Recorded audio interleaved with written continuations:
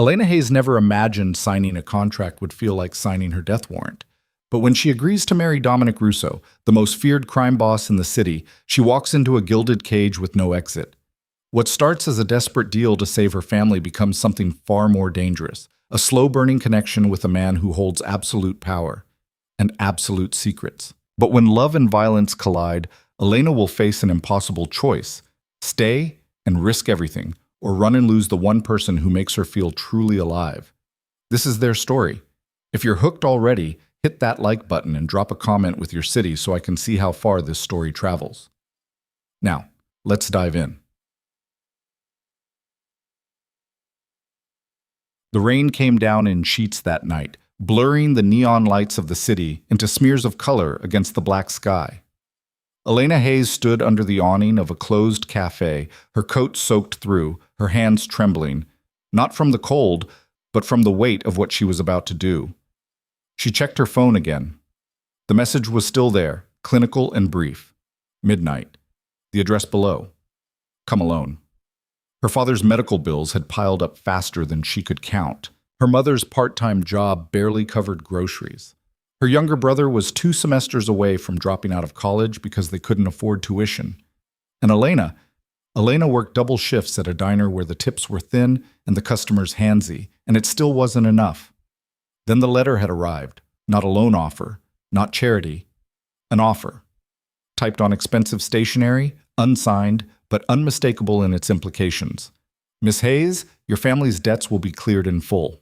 Your brother's education will be funded through graduation. Your father will receive the best medical care available. In exchange, you will enter into a marriage contract with Dominic Russo for a period of no less than 2 years. All terms are non-negotiable. Your answer is required within 48 hours. She'd heard the name before. Everyone had. Dominic Russo didn't make headlines. He owned them. He controlled half the city's real estate, had politicians in his pocket, and ran an empire that existed in the shadows where the law didn't reach. People whispered about him in the same breath they used for ghost stories. And now he wanted to marry her. Elena had spent the last 2 days trying to find another way. She'd called every loan officer, every assistance program, every distant relative who might help. The answer was always the same: no. The numbers didn't work. The options didn't exist. So here she was, standing in the rain at 11:45, about to sell herself to a man she'd never met. The black car pulled up at exactly midnight. It was sleek, expensive, and entirely out of place on this shabby street. The back door opened, but no one stepped out. An invitation. Elena's stomach twisted. She thought about turning around, walking away, pretending this night had never happened. But then she thought about her father's pale face in the hospital bed, her mother's exhausted eyes, her brother's quiet disappointment when he'd said he was dropping out. She stepped off the curb and got in the car. The interior smelled like leather and expensive cologne. A man sat across from her.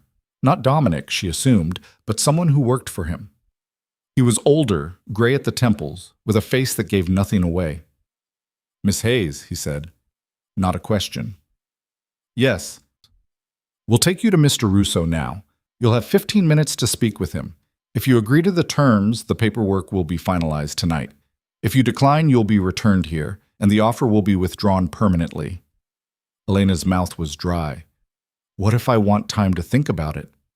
You've had 48 hours. The car pulled away from the curb, smooth and silent. Elena watched the familiar streets slip past, replaced gradually by wider avenues, taller buildings, the kind of neighborhood where doormen wore uniforms and every window glowed with warm, unreachable light. They stopped in front of a building that stretched up into the clouds, all glass and steel and sharp edges. The man gestured for her to follow. Inside, the lobby was marble and quiet wealth. No one questioned them as they crossed to a private elevator. The man pressed a button marked PH, and the doors slid shut. Elena's heart was hammering. She caught her reflection in the polished steel, wet hair, pale face, cheap coat. She looked exactly like what she was, a girl in over her head. The elevator opened directly into a penthouse. It was enormous. Floor-to-ceiling windows overlooked the city, rain streaking down the glass like tears. The furniture was minimal, modern, expensive. Everything was clean lines and muted colors, a space designed to intimidate. and standing by the windows, hands in his pockets, was Dominic Russo. He was younger than she'd expected, maybe mid-30s, tall, with dark hair and a face that would have been handsome if it weren't so cold. He wore a suit that probably cost more than her annual salary, tailored perfectly to a frame that suggested he was no stranger to violence despite the expensive veneer. He didn't turn around immediately, just stood there, looking out at the city like he owned it, which, Elena supposed, he did. "Miss Hayes," he said finally. His voice was low, controlled, with an edge that made her instinctively step back. "Thank you for coming." "I didn't have much choice," she said, hating how small her voice sounded. "You always have a choice." He turned then, and his eyes, dark, unreadable, settled on her with an intensity that made her breath catch.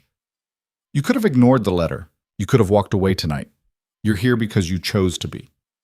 "My family. I know." He crossed the room, moving with the kind of grace that came from absolute confidence. "Your father's heart condition, your mother's exhaustion, your brother's abandoned dreams. I know everything about you, Elena. The question is whether you're willing to do what's necessary to save them." She lifted her chin, refusing to be cowed. "Why me?" For the first time, something flickered in his expression. Amusement, maybe, or respect. "Because you're unremarkable. No scandal, no connections, no ambitions beyond survival. You won't draw attention, you won't ask questions, and most importantly, you'll do what you're told." The words stung, but they were true. That was exactly why she was here. "What do you get out of this?" she asked. "That's not your concern. If I'm signing my life away, I think I deserve to know." Dominic studied her for a long moment. "There are people who believe I can be controlled through personal leverage. A wife provides certain protections, certain appearances. You'll fulfill that role, and in exchange, your family will want for nothing." "For 2 years. Minimum." Elena's hands clenched at her sides. "And what does this marriage entail exactly?" "You'll live here. You'll accompany me to events as needed. You'll behave as a wife should in public." He paused. "What happens in private is negotiable." Her cheeks burned. I'm not interested in unwilling partners, Miss Hayes." His tone was flat, almost bored. "If the arrangement becomes physical, it will be because we both choose it.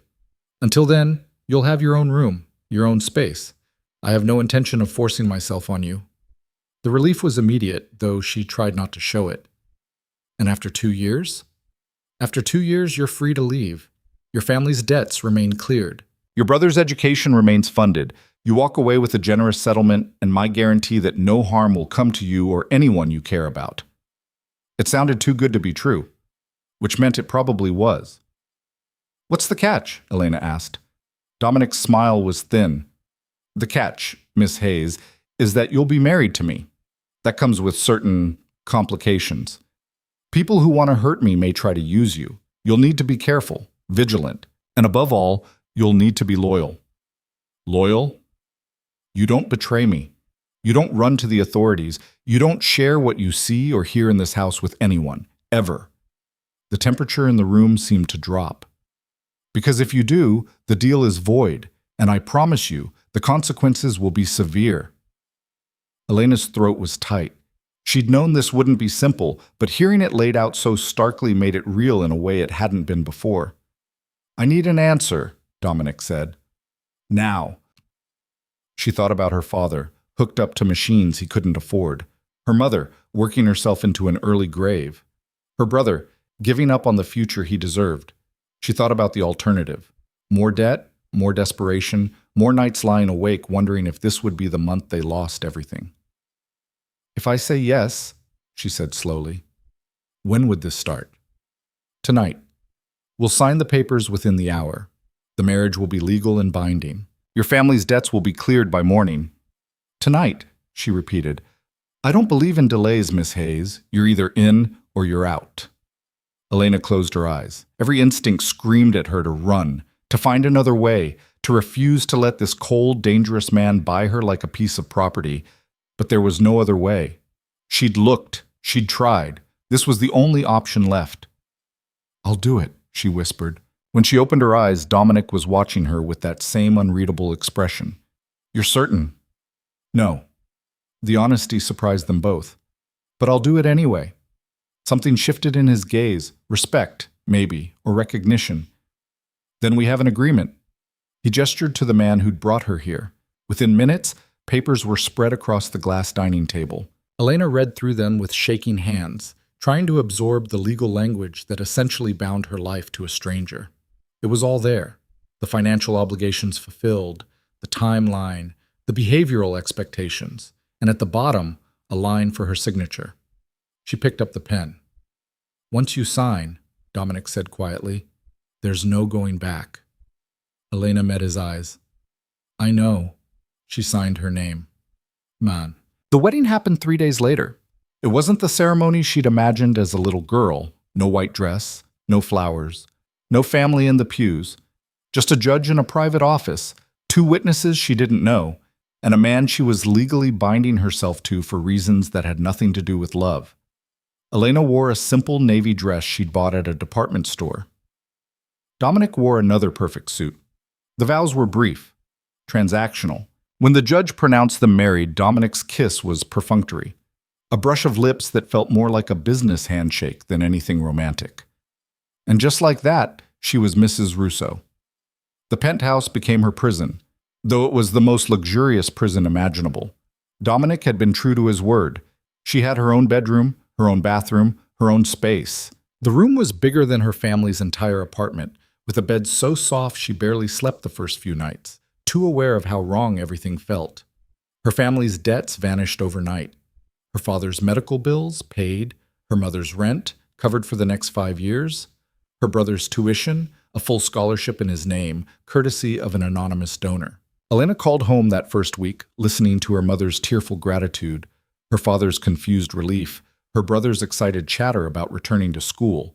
She told them she'd gotten a new job, that she was fine, that they didn't need to worry. She didn't tell them she'd sold herself to a monster. Because that's what Dominic was, wasn't he? A monster in an expensive suit. Except he didn't act like one. The first morning after the wedding, Elena woke to find breakfast waiting in the kitchen. Coffee, fresh fruit, pastries from a bakery she couldn't pronounce. Dominic was already gone, but there was a note in sharp, precise handwriting. "Help yourself. The kitchen is fully stocked. Make yourself comfortable." She spent the day exploring the penthouse, trying to understand the space she now lived in. The living room with its floor-to-ceiling windows. The library filled with books in multiple languages. The gym. The office, with a door that was always locked. She didn't see Dominic until evening. He came home at 7, looking tired. The kind of tired that came from more than just long hours. He loosened his tie, poured himself a drink, and only then seemed to notice her sitting in the living room with a book. "You don't have to wait up for me," he said. "I wasn't. I was reading." He glanced at the book, a mystery novel she'd grabbed from the library. "Is the room acceptable?" "It's fine. More than fine. Perfect, actually, in a sterile sort of way. If you need anything, tell Marcus," the gray-haired man who'd collected her that first night. "He manages the household." "Okay." An awkward silence stretched between them. This was her husband, Elena thought wildly. This stranger she'd known for less than a week. "I have work to do," Dominic said finally. "Don't wait dinner on me." He disappeared into his office, and Elena was alone again. It became a pattern. Dominic left early, came home late. When they crossed paths, the conversations were brief, polite, distant. He treated her like a house guest he was obligated to accommodate. Courteous, but uninvolved. And Elena didn't know what to do with herself. She'd always worked, always had something to fill her days, shifts at the diner, errands for her family, the constant hustle of trying to make ends meet. Now she had nothing but time and a gilded cage to spend it in. She tried to stay busy. She read. She explored the neighborhood during the day, always careful to return before Dominic came home. She learned the rhythms of the penthouse, the way Marcus came and went with military precision, the way the housekeeper arrived twice a week and never asked questions. She learned to be invisible. 2 weeks into the marriage, everything changed. Elena was in the kitchen making tea when Dominic came home, earlier than usual, and with blood on his knuckles. She froze, the kettle forgotten. He saw her staring. "It's not mine." That didn't make it better. He moved to the sink, running water over his hands with a calmness that suggested this was routine. The blood swirled down the drain, pink and then clear. "Are you hurt?" Elena asked, hating how her voice shook. "No." "Should I? Do you need—" "I'm fine." He dried his hands on a towel, methodical and controlled. When he looked at her, his expression was unreadable. "Go to bed, Elena." It wasn't a request. She fled to her room, heart pounding. The image of blood on his hands burned into her mind. This was what she'd signed up for. This was the reality of who Dominic Russo was. Not just a businessman, but a criminal. Someone who hurt people. Someone who came home with evidence of violence like it was nothing. She should have been terrified, should have wanted to run. But instead, lying in her too soft bed, Elena found herself wondering whose blood it had been. What had happened? Whether Dominic was really fine, or if that control was just another mask. She didn't sleep that night. The next morning, Dominic was gone before she woke. But there was a note on the kitchen counter in his precise handwriting. "I'm sorry you saw that. It won't happen again." It didn't. But something had shifted between them. Dominic started coming home earlier. Not every night, but more often. He'd pour himself a drink, settle into the armchair by the windows, and sometimes, not always, but sometimes, he'd ask about her day. The conversations were stilted at first. Elena didn't know how to talk to him, this man who was her husband in name only. But slowly, carefully, they found a rhythm. She learned that he took his coffee black, that he was fluent in 4 languages, that he had a scar on his left shoulder from a knife fight when he was 19. She learned that he read voraciously, that he hated small talk, that beneath the cold exterior was a mind that never stopped calculating. And he learned about her degree in literature she'd never finished, about her love of old movies, about the way she'd always wanted to travel but never had the money. It wasn't friendship, it wasn't even warmth, really, but it was something. A month into the marriage, Dominic came home to find Elena cooking. She'd been bored, restless, and the kitchen was better stocked than any she'd ever had access to. So she'd made pasta, nothing fancy, just the recipe her grandmother used to make.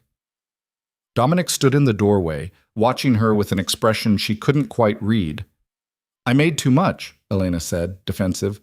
"I thought maybe if you haven't eaten—" "I haven't. It's just pasta, nothing special." "It smells good." They ate together at the kitchen island, the first meal they'd shared since the wedding. Elena expected awkwardness, but instead found herself relaxing into the silence. It wasn't uncomfortable. It was almost companionable. "You're a good cook," Dominic said finally. "My grandmother taught me. She said a woman should always be able to feed herself and the people she loves." Elena paused, realizing what she'd said. "Not that I mean, I know what you meant." But there was something in his tone, a softness she hadn't heard before. After that, cooking became her thing. She'd make dinner, and sometimes Dominic would be home to eat it. Sometimes he wouldn't. But when he was, they'd sit together in the kitchen, talking about nothing and everything, building something fragile between them. Trust, maybe. Or the beginning of it. 2 months in, Elena made a mistake. She'd been careful to stay out of Dominic's business. She never asked what he did during the day, never questioned the phone calls he took in hushed tones, never pried into the locked office. But curiosity was a dangerous thing. It was late afternoon, and she'd been looking for a book in the library when she'd heard voices from Dominic's office. The door was cracked open, unusual since he always kept it locked. She should have walked away. Instead, she crept closer. "Payment was due last week," Dominic's voice cold and sharp. "I don't accept excuses." "Mr. Russo, please, I just need a little more time. You've had time. Now you're out of it. My family should have been your first priority. Instead, you gambled away money that wasn't yours. That was your choice. Now you face the consequences." There was a sound, a scuffle, a cry of pain. Elena's hand flew to her mouth. "You have 48 hours to deliver what you owe," Dominic continued, still calm, still controlled. "If you don't, we'll take payment another way. Are we clear?" Yes, Mr. Russo. Get him out of here." Footsteps approached the door. Elena ran, heart pounding, barely making it to her room before the office door opened fully. She pressed her back against her bedroom door, breathing hard. This was who he was. who he really was, beneath the suits and the careful manners and the quiet evenings over pasta. A man who threatened people, who took payment in blood when money wasn't available. A man she was tied to for 2 years. That night, Dominic knocked on her door, the first time he'd ever done so. "Come in," Elena called, her voice steadier than she felt. He entered, still in his work clothes, his expression unreadable. "You heard?" Not a question, a statement. "I didn't mean to eavesdrop," she said quickly. "The door was open and I know." He moved to the window, looking out at the city. "You're afraid of me now." Elena opened her mouth to deny it, but the word stuck in her throat. Because yes, she was afraid.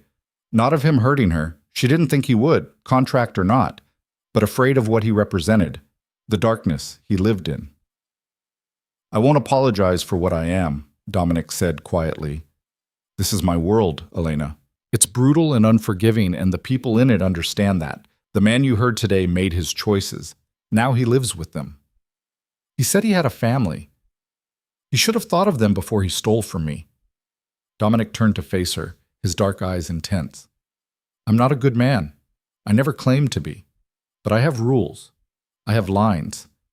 And within those boundaries, I keep order in a world that would be chaos without it. That doesn't make it right. No, but it makes it necessary." He moved toward the door, then paused. "You can leave, you know.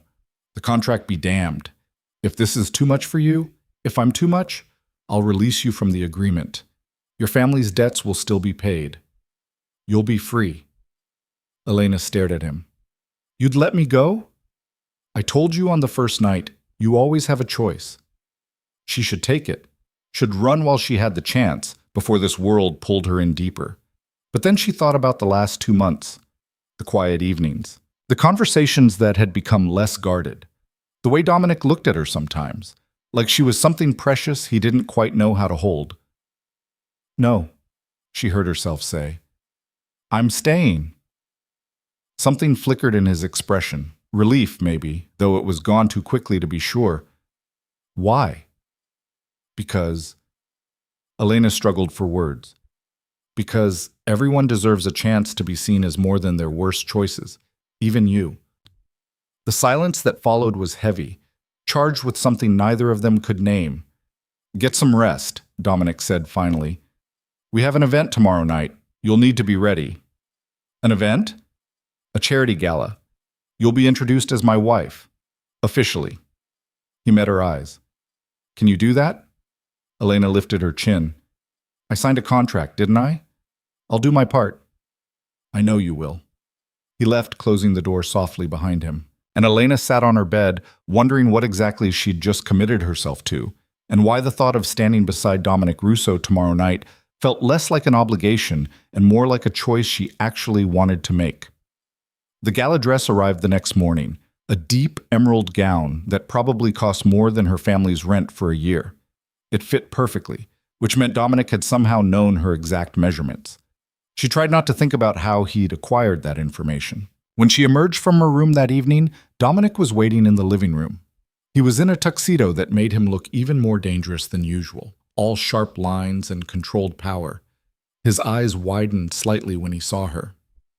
"You look beautiful." The compliment caught her off guard. "Thank you. I need to brief you before we arrive." He gestured to the sofa. "There will be people there who'll try to use you to get to me. Politicians looking for leverage. Rivals looking for weakness. You need to be careful what you say." "I'm not an idiot, Dominic." "I know, but these people are predators. They'll smile and make small talk while sizing you up for vulnerabilities." He paused. "Stay close to me. Don't accept drinks from anyone but the servers. And if anyone makes you uncomfortable, you tell me immediately." The protective edge in his tone surprised her. "Are you worried about me?" "You're my wife. Your safety is my responsibility." My wife. The words sent an unexpected flutter through her chest. The gala was everything she'd expected and nothing she was prepared for. The ballroom glittered with wealth and power. Politicians, business magnates, people whose names she recognized from headlines. And at the center of it all was Dominic, moving through the crowd with the ease of someone who owned the room. Elena stayed at his side, playing her part, She smiled, made polite conversation, let Dominic introduce her as his wife with a possessive hand at the small of her back. And she watched.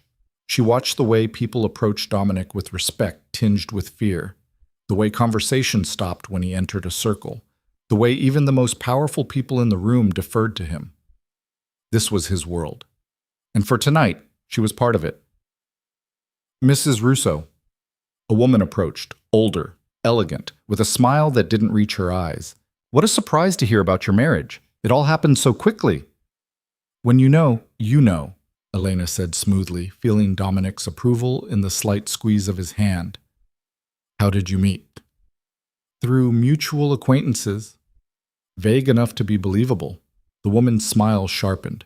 You're not from our usual circles, are you? The dismissal was clear. Elena was an outsider, a nobody who'd somehow landed a prize she didn't deserve. Before she could respond, Dominic stepped in. My wife comes from a world with actual values, Margaret. I think you'd recognize that's refreshing. The woman's smile faltered. Of course, I meant no offense. I'm sure you didn't, but the ice in Dominic's tone said otherwise. They moved on, and Elena found herself fighting a smile. You didn't have to do that. Yes, I did. You're my wife. No one disrespects you. The fierce protectiveness in his voice made her heart skip. As the night wore on, Elena began to understand the game being played. This wasn't just a social event, it was theater. Every conversation was a negotiation, every smile a calculation. And Dominic was the master of it all, controlling the room with quiet authority. She was learning to read him now, the subtle tension in his jaw when someone tested his patience, the way his hand tightened on her waist when he sensed a threat, the calculated charm he deployed to keep people off balance, and beneath it all, the constant vigilance. He was always aware of her, of the room, of every potential danger. It was exhausting and exhilarating. You're doing well, Dominic murmured during a brief moment alone. I'm terrified. You hide it better than most. He studied her face. Ready to go home? Home. He'd called the penthouse home. Yes. The car ride back was quiet. Elena's feet ached from the heels, and the emotional weight of the evening was beginning to settle. Thank you, Dominic said as they pulled up to the building. For what? For tonight. I know it wasn't easy. Elena looked at him, really looked at him. In the dim light of the car, he seemed almost vulnerable, tired, human. You were right, she said softly. Those people are predators. Yes. But so are you. His smile was faint, sad. Yes. The difference is, you don't pretend to be anything else. Something shifted in his expression. Surprise, maybe, or recognition. For a moment, Elena thought he might say something more. Instead, he opened the car door. Come on, let's get you out of those shoes. That night, Elena lay in bed replaying the evening. The way Dominic had protected her, the pride in his voice when he'd called her his wife, the unexpected warmth of his hand on her waist. This wasn't supposed to happen. She wasn't supposed to start seeing him as anything other than a means to an end. But somewhere between the quiet dinners and the careful conversations and the fierce protectiveness in his eyes tonight, something had changed. And Elena was terrified to realize that she was starting to care about Dominic Russo, not as an obligation, but as a person, as a man, as someone she might actually be falling for. The thought kept her awake until dawn. The weeks that followed the gala brought a shift so gradual, Elena almost didn't notice it happening. Almost. It started with small things. Dominic coming home earlier, not just occasionally but regularly, finding excuses to linger in the kitchen while she cooked, asking questions that went beyond polite small talk, what she was reading, what she thought about the news, whether she'd ever been to the opera. No, she'd answered that last one, chopping vegetables for dinner, never had the money for tickets. The next week there were 2 tickets on the kitchen counter, orchestra seats, the best in the house. I have a business obligation Friday night, Dominic had said, casual as if he hadn't just handed her something worth hundreds of dollars. I thought you might want to go instead of sitting here alone. Elena had stared at the tickets, then at him. You're giving me your tickets? I've seen La Boheme a dozen times. You haven't seen it once. He'd paused at the doorway of his office. Marcus will arrange a car and security. Security? You're my wife, Elena. That means protection. She'd gone to the opera with Marcus's silent presence 3 rows back, and she'd cried during the final act, overwhelmed by the music and the realization that Dominic had been paying attention, had listened, had cared enough to give her something she'd never thought she'd have. When she'd thanked him the next morning, he'd simply nodded and asked if she'd enjoyed it, as if transforming her dreams into reality was nothing remarkable. But it was remarkable. It was everything. The dinners became routine. Elena would cook and Dominic would appear, drawn by the smell of garlic and herbs and something like home. They'd sit together at the island, and the conversations would stretch longer each night. He told her about growing up in a world where loyalty meant survival and weakness meant death, about learning to read people before he could read books, about the uncle who'd raised him after his parents died, who taught him that power was the only currency that mattered. He was wrong, Dominic said one night, swirling wine in his glass. Power matters, but it's not the only thing. What else is there? Elena asked. He'd looked at her for a long moment. I'm still figuring that out. She told him about her own childhood, smaller, simpler, but no less complicated. About watching her parents struggle, about the weight of being the oldest, about the guilt of wanting more than survival when survival was all they could manage. That's why you agreed to this, Dominic said. Not a question. That's why I agreed to this, Elena confirmed. I couldn't watch them drown anymore. And now? Now they're safe. And I'm here. Do you regret it? Elena considered the question, really considered it. 2 months ago, the answer would have been immediate. Yes. Obviously, yes. But now? No, she said softly. I don't. Something flickered in Dominic's eyes. Relief, warmth, something dangerously close to hope. Good. 3 months into the marriage, Elena woke at 2 a.m. to sounds from the living room. She found Dominic at the piano she hadn't even realized worked, playing something haunting and beautiful in the dark. She stood in the doorway, watching his fingers move across the keys, the music pouring out like a confession. When the last note faded, he spoke without turning around. I didn't mean to wake you. You didn't. I couldn't sleep. She moved closer. I didn't know you played. My mother taught me, before she died. His hands rested on the keys, still and silent. I don't play often anymore. Why tonight? Because some nights the quiet is too loud. Elena understood that. The weight of thoughts that wouldn't stop, the past that wouldn't stay buried. She sat beside him on the bench, close enough to feel the warmth of him. Play something else, she said. He did. Something softer this time, gentler. And Elena closed her eyes and let the music wash over her, feeling something shift between them in the darkness, something fragile and new and terrifying in its intensity. When he finished, she opened her eyes to find him watching her. Elena, he said, and her name in his voice sounded like a prayer. Yes? But he just shook his head, standing abruptly. It's late. You should sleep. He left her sitting at the piano, her heart racing, wondering what he'd almost said. The touching started after that. Nothing inappropriate. Dominic was always careful, always controlled, but his hand would find the small of her back when they walked together. His fingers would brush hers when he handed her a coffee cup. He'd tuck a strand of hair behind her ear with a gentleness that made her breath catch. And Elena found herself leaning into those touches, craving them, disappointed on the rare evenings when Dominic was distant or distracted. This wasn't part of the contract. This wasn't supposed to happen. But it was happening anyway. 4 months in, everything changed. They were having dinner, pasta again, because it had become their thing, when Dominic's phone rang.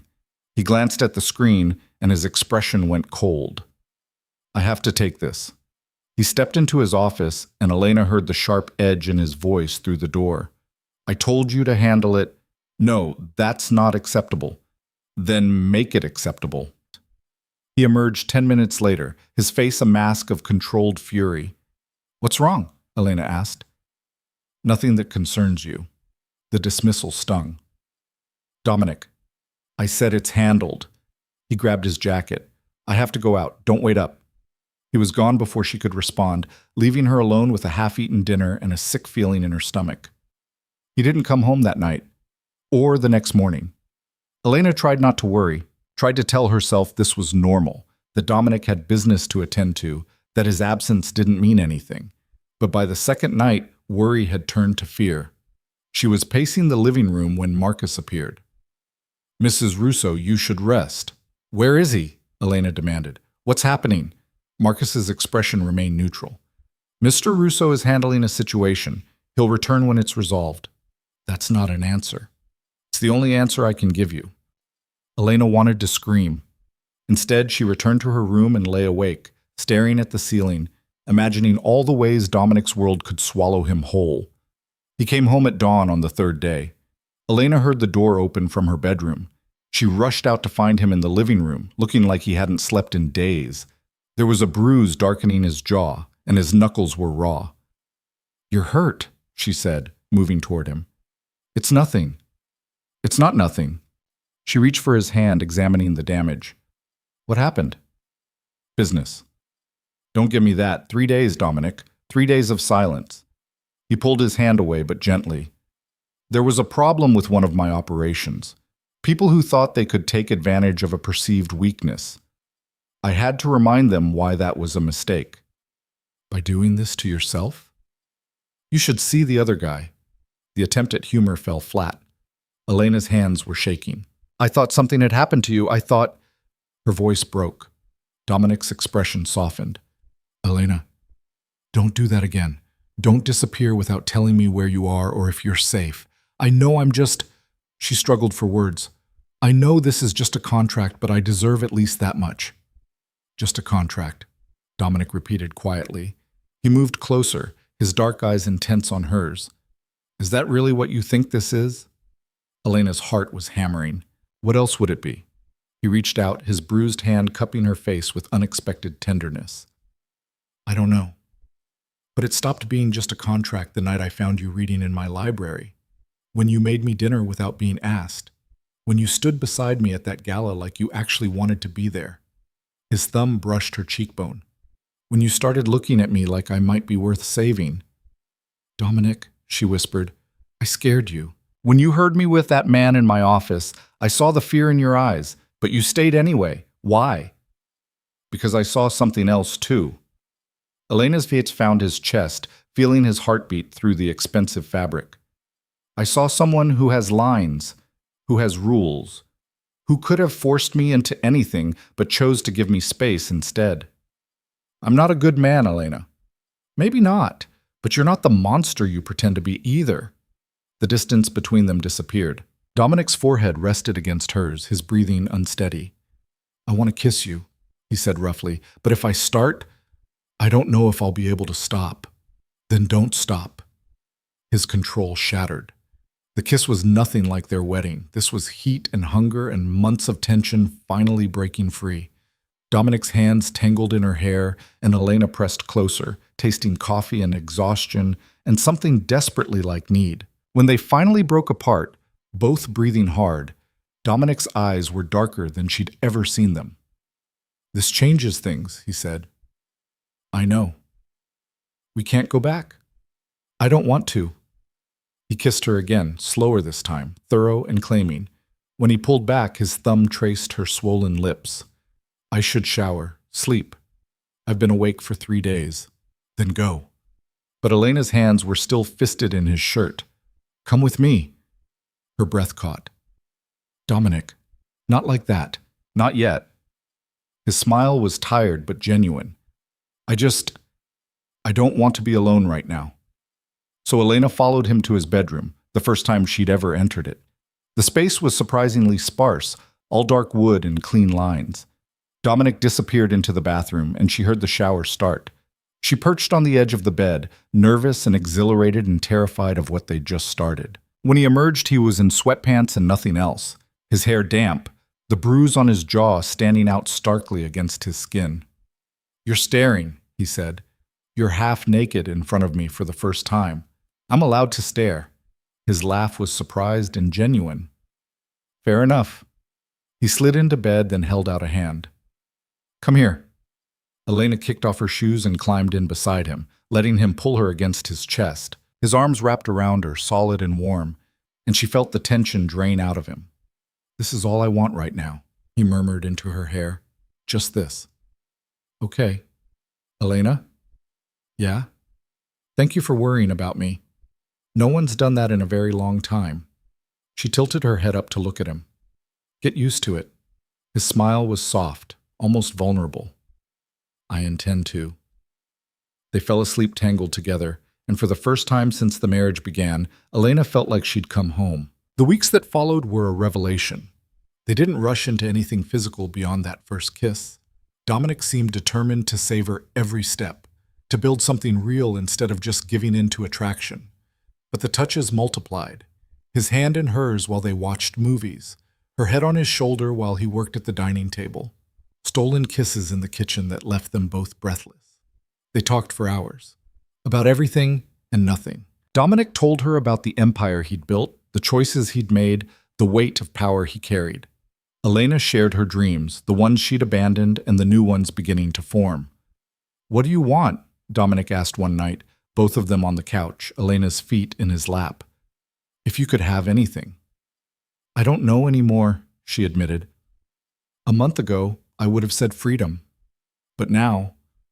"Now? Now I think maybe I want this. Whatever this is we're building."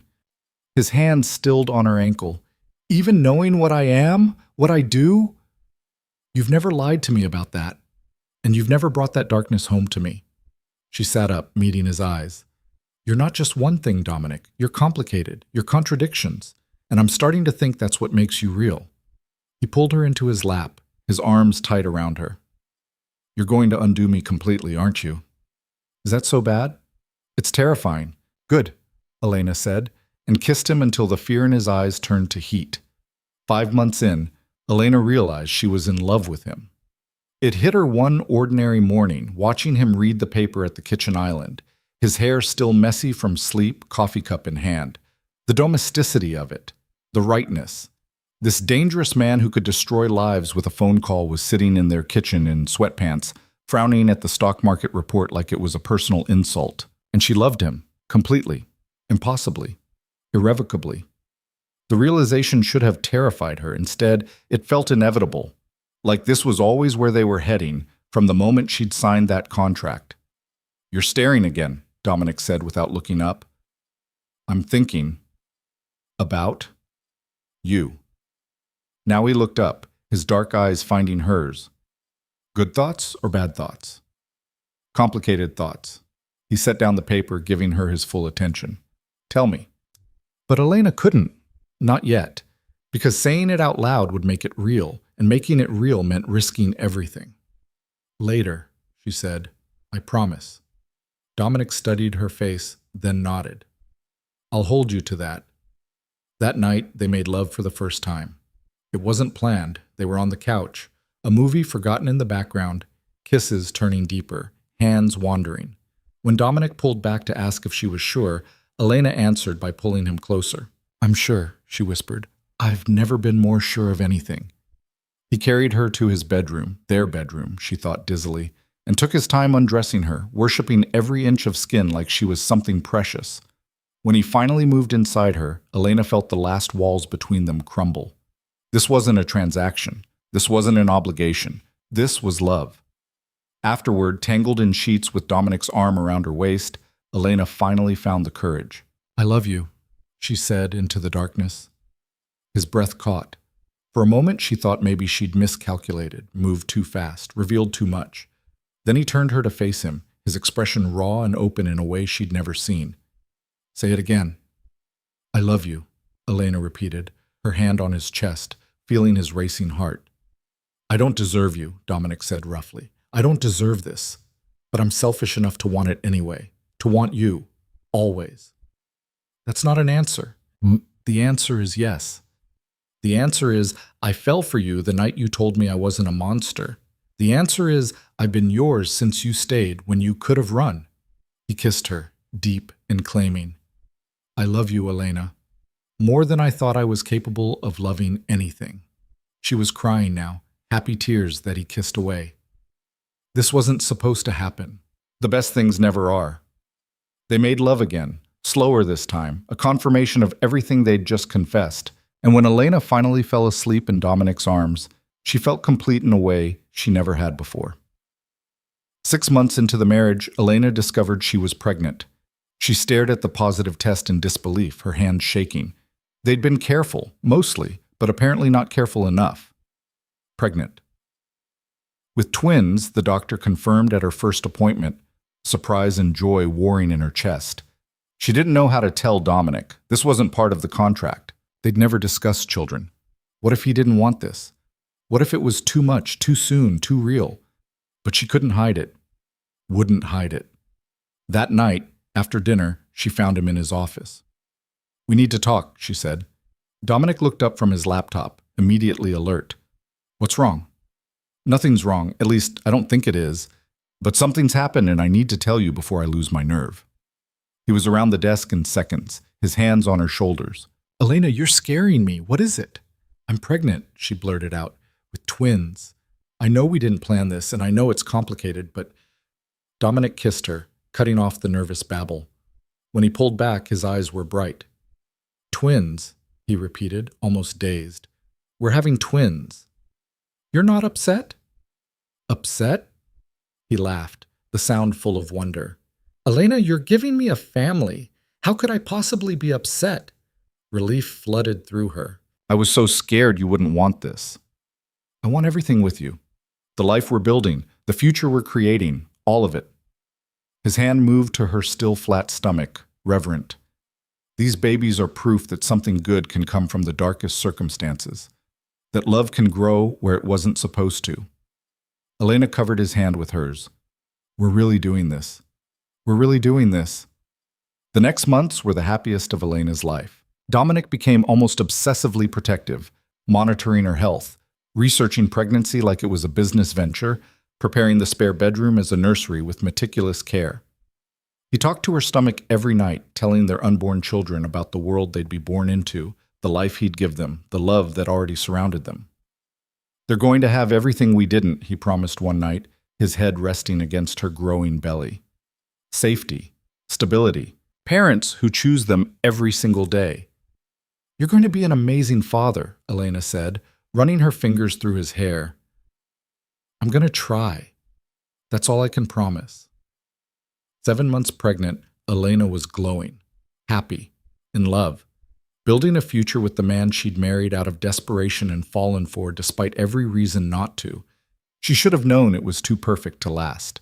It happened on a Tuesday evening. Dominic had a meeting he couldn't postpone, something about a territorial dispute that needed his personal attention. Elena kissed him goodbye, telling him to be careful, not worried because he was always careful. She was reading in bed when she heard the shouting. At first, she thought she'd imagined it, but then it came again. Raised voices from somewhere below, carried through the ventilation system. Elena got out of bed, moving slowly with her pregnant belly, and crept to the hallway. The sounds were coming from Dominic's office on the lower level, the one he kept locked, the one she'd learned not to ask about. She knew she should go back to bed, knew this was none of her business, but something in those voices made her skin crawl. She took the stairs carefully, following the sound. The office door was slightly open, and through the crack she could see inside. Dominic was there, still in his suit, but there were 3 other men, 2 holding a third, who was on his knees, blood streaming from his nose. "Last chance," Dominic said, his voice ice cold. "Where is the shipment?" "I told you, I don't know," the bleeding man cried. "I swear." Dominic nodded to one of the others, and Elena watched in frozen horror as they grabbed the man's hand and broke 2 of his fingers with clinical efficiency. The scream was inhuman. "Wrong answer," Dominic said calmly, like he was discussing the weather. "Let's try again. Where is the shipment?" Elena's hand flew to her mouth, bile rising in her throat. This wasn't the man who kissed her stomach every night. This wasn't the man who'd cried when he felt the baby's kick for the first time. This was the monster she'd almost forgotten existed. She must have made a sound because suddenly Dominic's head snapped toward the door. Their eyes met. For one terrible moment, neither of them moved. Then Elena ran. She made it back to the bedroom, her heart pounding, her hands shaking so badly she could barely turn the lock. She could hear footsteps on the stairs, Dominic calling her name. "Elena, open the door. Go away. Please, let me explain." "Explain what? That you torture people? That you break bones like it's nothing?" Her voice was shrill, panicked. "I saw you, Dominic. I saw what you really are." "I know." His voice was strained. "I know what you saw. But that man, he stole from me. Put my entire operation at risk. People could die because of what he did." "So you break his fingers?" "I do what's necessary to protect what's mine, including you, including our children." Elena pressed her hands to her stomach, feeling the babies move. I can't raise our children in this world. I won't." "Elena, please. I need you to leave, right now. I need to think." Silence. Then quietly, "Okay, I'll sleep in the guest room, but we're talking about this in the morning." She heard him walk away, and only then did she sink to the floor, sobbing. Everything she'd built with Dominic, the love, the trust, the future, all of it felt like a lie now, because she'd let herself forget who he really was, what he did in the shadows while she played house in his penthouse. But now she'd seen it, and she couldn't unsee it. Elena didn't sleep that night. She sat by the window, watching the city lights, trying to figure out what to do.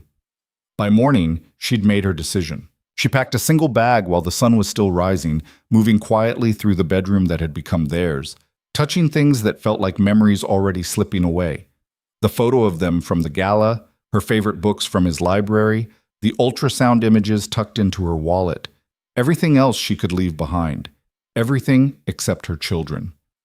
Dominic was waiting in the kitchen when she emerged, looking like he hadn't slept either. His eyes went immediately to the bag in her hand, and something in his expression crumbled. "Elena, please." "I'm leaving," she said, her voice steadier than she felt.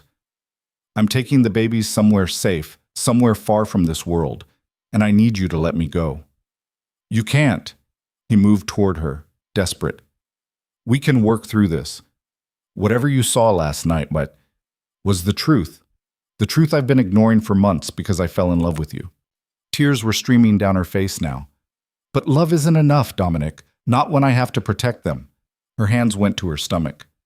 "Not when every day I stay is another day closer to bringing children into a world where their father breaks people. I would never hurt you. Never hurt them. I know that. But what about the people who want to hurt you? The enemies you've made? The rivals who'd use us as leverage?" Elena's voice broke. "Last night I realized I'm not just your wife anymore. I'm a target. And soon our babies will be targets too." Dominic's face had gone pale. "I'll protect you, all of you, with everything I have." "You can't protect us from what you are." She moved past him toward the door, each step feeling like her heart was being torn apart. "I'm sorry. I'm so sorry. But I have to do this." "Don't." His voice was raw, broken. "Please, Elena, don't take them from me. Don't take yourself from me. I'll change. You can't change, Dominic. This is who you are, who you've always been." She turned back to look at him one last time, memorizing his face. "I love you. I'll probably always love you, but I love them more, and they deserve a chance at a normal life." She left the letter on the kitchen counter, the one she'd written at 3 a.m, her tears blurring the ink. In it, she'd tried to explain everything her voice couldn't say now. The love, the fear, the impossible choice. The elevator doors closed on Dominic standing frozen in the doorway, his expression devastated, and Elena pressed her hand to her mouth to muffle the sobs. Marcus was waiting in the lobby. She expected him to stop her, to call Dominic, to prevent her from leaving. Instead, he handed her an envelope. "Mr. Russo asked me to give you this, if you ever decided to leave." Elena's hands shook as she opened it. Inside was a bank card and a note in Dominic's precise handwriting. "If you're reading this, I've failed you. Take care of yourself. Take care of them. The account has enough to keep you safe for the rest of your life. I'll always love you. I'm sorry I couldn't be the man you needed me to be." She looked up at Marcus, tears spilling over. "He knew? He knew I might run?" "Mr. Russo knows you better than you think, Mrs. Russo. He knew what he was. And he knew eventually you'd see it too. Marcus's expression softened, the first real emotion she'd ever seen from him. For what it's worth, I've never seen him happy until you. You gave him something I didn't think he was capable of having. Then why did he? Because he's trying to build something, trying to secure a future where you and those babies are safe. But the work is ugly, and some things can't be explained away. Marcus opened the building's front door. The car is waiting. It'll take you anywhere you want to go. Mister, Russo's orders are that you're not to be followed or tracked. Your freedom is absolute. Elena stumbled to the car, the weight of what she was doing crushing her chest. She'd just walked away from the man she loved, the father of her children, the person who'd shown her what it felt like to be cherished. But she'd also walked away from the darkness, the violence, the world that would swallow her babies whole if she let it. As the car pulled away from the building, Elena looked back one last time. And there, in the penthouse window 50 floors up, she saw him. Dominic. Standing motionless, watching her disappear. She turned away and didn't look back again. The small town in Oregon was everything the city wasn't. Quiet, safe, anonymous. Elena rented a tiny apartment under a new name, Sarah Mitchell, and built a life out of fragments and determination. The money Dominic had given her went into a secure account she barely touched, using only what she needed for rent and essentials. She got a job waitressing at a local diner, working until her pregnancy made it impossible, then switching to remote data entry work she could do from home. The twins were born on a rainy March morning, 7 months after she'd left. 2 perfect boys with dark hair and eyes that would someday be the same deep brown as their fathers. Elena named them Alexander and Lucas. Alex and Luke. Her sons. Her entire world. She didn't contact Dominic, didn't send word about the birth. Every day she thought about it, imagined calling him, hearing his voice, telling him he had 2 healthy sons who looked just like him. But every time she reached for the phone, she remembered that night. The blood, the broken fingers, the cold efficiency in Dominic's voice, and she put the phone down. The boys grew, 6 months old, then a year. Elena poured everything into them, all the love she'd saved for Dominic, all the hope she'd had for their future together. She took them to the park, read them stories, sang lullabies in the small apartment that was nothing like the penthouse but felt infinitely safer. Some nights, after they were asleep, she'd pull out the ultrasound photos and cry for everything she'd lost, for the man she still loved despite everything, for the family they could have been. But mostly, she told herself she'd made the right choice. The boys were 2 years old when Elena started noticing the car. It was nothing obvious at first, just a dark sedan that seemed to appear on her street more often than coincidence allowed, parked across from the diner, idling near the park where she took the twins. She told herself she was being paranoid, that running from Dominic had made her see threats everywhere. But then the man appeared. He was in the grocery store watching her from the cereal aisle while Alex and Luke babbled in the shopping cart. He was at the park, pretending to read a newspaper while she pushed the boys on the swings. He was always there, always watching, never approaching. Elena's hands shook as she unlocked her apartment door that night, hurrying the twins inside. She checked every window, every lock, her heart pounding with a fear she hadn't felt since the night she'd run. Someone had found her. The question was who and what they wanted. She got her answer 3 days later. Elena was walking home from the grocery store, the boys in their double stroller, when a car pulled up beside her. Not the sedan she'd been seeing, a different car, nicer. The window rolled down, and a woman leaned out. She was elegant, older, with sharp eyes that cataloged everything in seconds. "Mrs. Russo," the woman said, "we need to talk." Elena's blood went cold. "I don't know who you're talking about. Please, don't insult both of us." The woman glanced at the twins. "Those boys look remarkably like their father. It wasn't difficult to find you once we knew what to look for. What do you want?" "Get in the car. We'll talk somewhere private." "I'm not going anywhere with you." The woman's smile was thin. "Then I'll say this here. My name is Victoria Chen. I represent certain business interests that are very interested in Dominic Russo's recent vulnerabilities. And you, my dear, are the biggest vulnerability he has." Elena's hands tightened on the stroller. "I haven't seen Dominic in 3 years. But he's seen you. Oh, he's been very careful not to interfere, not to track you or contact you, but he knows exactly where you are. Has known since the day you left. Victoria's expression turned calculating. Did you really think a man like Dominic Russo would let the mother of his children disappear without keeping tabs? He's been protecting you from a distance, making sure you stay safe and hidden. The revelation hit Elena like a punch. You're lying. Am I?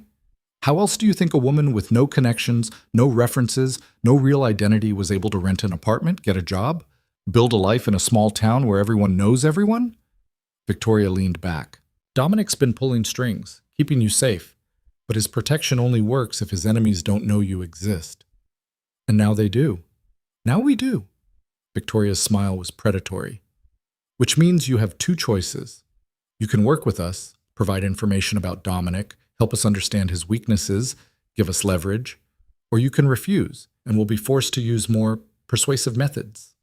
Elena looked down at her sons, oblivious in their stroller, playing with plastic keys. Everything she'd done, every choice she'd made, had been to keep them safe from this exact situation.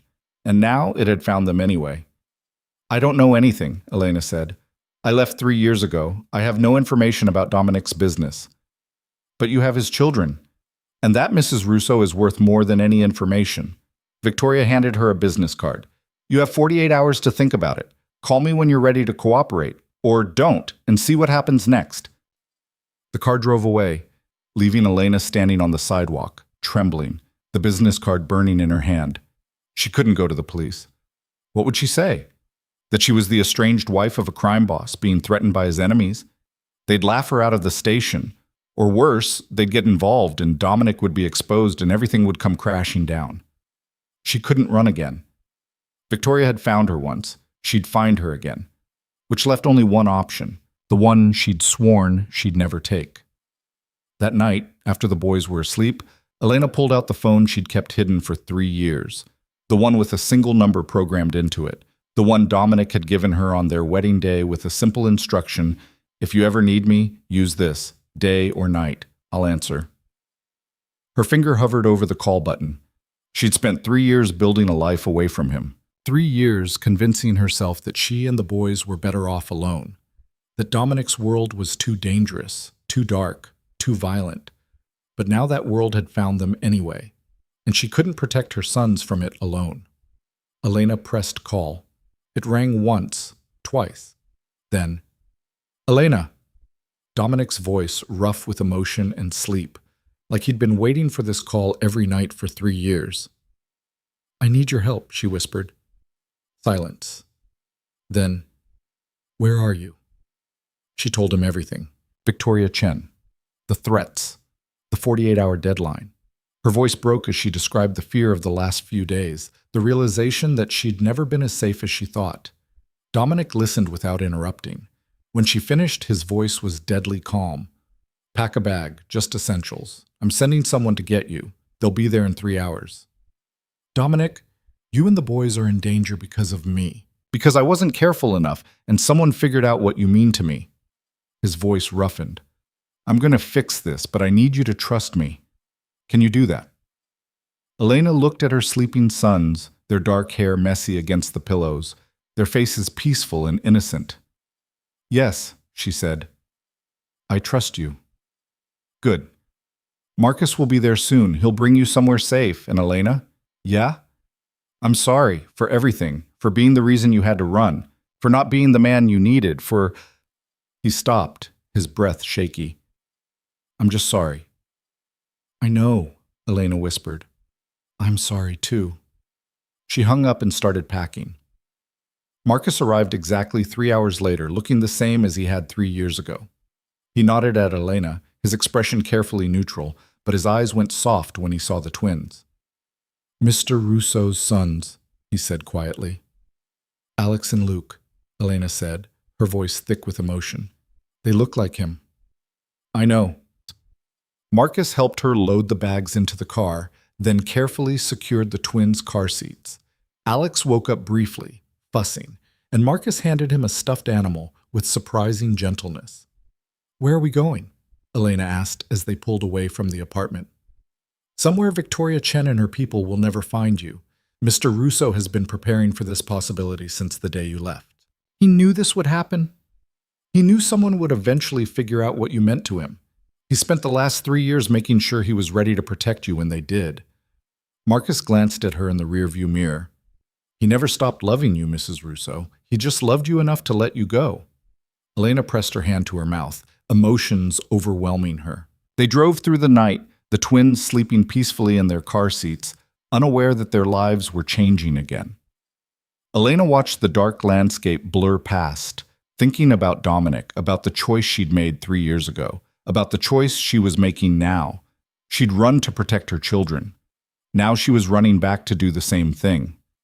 The safe house was in the mountains, isolated and beautiful, surrounded by trees and silence. Marcus pulled up to a cabin that looked rustic from the outside, but was clearly reinforced and secured. "Mr. Russo will be here tomorrow," Marcus said, helping her unload. "Until then, you're safe. The property has security measures in place. No one gets in or out without authorization." Elena carried a sleeping Luke inside while Marcus brought Alex. The cabin was warm, well-stocked, with a bedroom already set up for the twins, cribs, toys, everything they'd need. Someone had been planning this, preparing for the day she might come back. Dominic. After Marcus left, Elena settled the boys in their cribs and stood watching them sleep. Tomorrow they'd meet their father for the first time. Tomorrow, everything would change again. She just hoped she was ready for it. The sun was setting when Dominic arrived. Elena heard the car, felt her heart start to race. The boys were playing in the living room, building towers with blocks, laughing as they knocked them down. She opened the door before he could knock. 3 years. 3 years since she'd seen him, touched him, heard his voice in person instead of through a phone line in the middle of the night. He looked the same, older maybe, with new lines around his eyes, but still Dominic. Still the man she'd fallen in love with.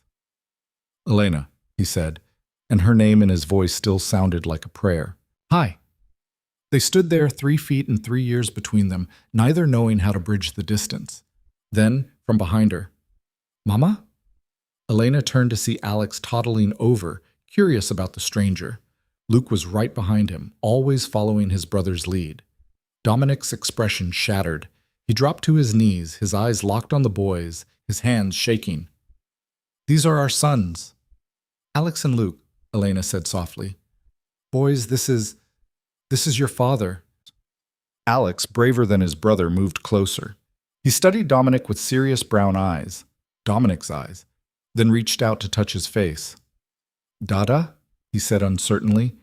Dominic's breath caught. "Yes, I'm your Dada."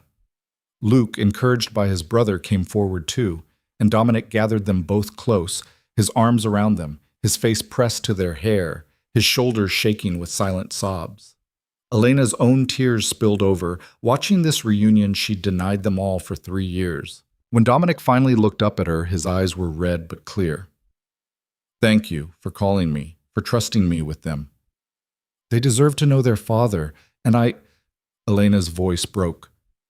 "I can't keep them safe alone. I tried, but your world found us anyway." Dominic stood, still holding the boys, both of them now comfortable in his arms like they'd known him forever. "I'm going to end this. Victoria Chen and everyone like her, they'll never threaten you again. I promise you that." "How?" "By doing what I should have done 3 years ago." His expression hardened. "By becoming someone worthy of this, of you, of them."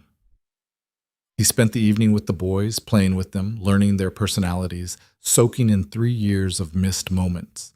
Alex was bold and adventurous. Luke was quieter, more thoughtful. They both had Dominic's smile, his determination, his quick intelligence. After they were asleep, Elena and Dominic sat on the porch, the night air cool and clear. "I've been dismantling it," Dominic said quietly. "My empire. For the last 2 years, I've been systematically taking apart everything I built, selling off operations, cutting ties, moving into legitimate business." Elena stared at him. "Why?" "Because you were right. That night you left. You were right about everything. I couldn't be the father those boys deserved while I was that man, so I decided to become someone else." He looked at her, his expression raw. "It's almost done. Another 6 months, maybe less, and I'll be completely clean, legal, safe. Dominic, I'm not asking you to come back to me. I'm not asking for another chance. I just needed you to know that I heard you, that I'm trying to be the man you needed me to be, even if it's too late. Elena's hand found his in the darkness. What if it's not too late? His fingers tightened around hers. Don't. Don't give me hope unless you mean it. I ran because I was terrified, because I saw the worst of you and couldn't reconcile it with the man I loved. She turned to face him fully. But these last 3 years without you, they've been safe. They've been quiet, and they've been so lonely I could barely breathe sometimes. Elena, let me finish. She took a shaky breath. I love you. I never stopped. And if you're really changing, really becoming someone different, then maybe we can find a way back to each other. Not now, not immediately, but someday. Dominic pulled her close, his arms around her, his face in her hair. I'll wait as long as it takes, forever if I have to. They held each other in the darkness. 3 years of separation finally bridged, hope flickering between them like a fragile flame. The next morning, Victoria Chen's threat came to a head. Elena woke to find Dominic already up, on the phone, his expression grim. What's wrong? Victoria made her move. She's threatening to expose my past operations unless I give her control of my territory. He set down the phone. She thinks she has leverage. She thinks I'll sacrifice everything to protect you and the boys. What are you going to do? Dominic's smile was cold and dangerous. I'm going to show her exactly why threatening my family was the worst mistake of her life. Elena watched him make calls, mobilize resources, become the man she'd seen that terrible night 3 years ago. Except now, that power wasn't directed at torture victims. It was directed at protecting what mattered. Stay here with the boys, he said, kissing her forehead. Marcus will keep you safe. I'll be back by tonight. Dominic, trust me, please. She did. Against all logic, despite everything, she trusted him completely. He left, and Elena spent the day with the twins, trying not to think about what was happening, what Dominic was doing to keep them safe. He returned at sunset, looking tired but satisfied. It's done, he said. Victoria Chen has been neutralized. Her organization is scattered, and I made it very clear to everyone in that world that my family is permanently off limits.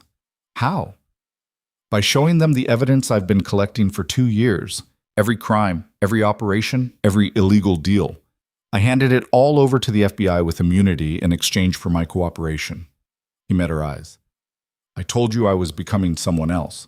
Today was the final step. Elena's breath caught. You're out. Completely out. Completely. The empire is gone. Sold off or shut down. I'm just Dominic Russo now. Businessman. Father. He paused.